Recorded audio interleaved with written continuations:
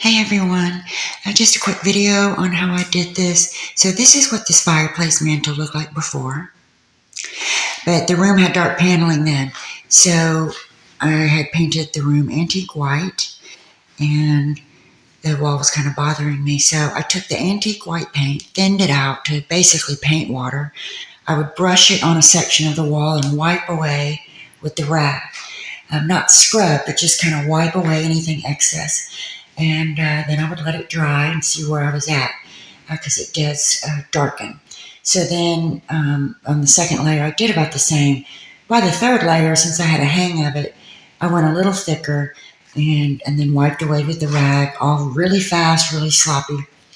And then, so the wall was just, very, with no contrast. So I went and got my apple barrel paints, and then I created kind of an orangey color, as you can see. And I really thinned it out, brushed it on, and then wiped away with the rag. Same with the black. And then the final step was to really get some contrast, was the antique white in the mortar. And I would brush it in there and then wipe away anything that got on the bricks.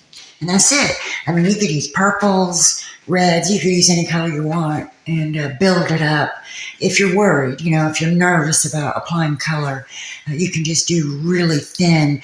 And really, you can just go and get your little crafty paints and make any corrections that you want.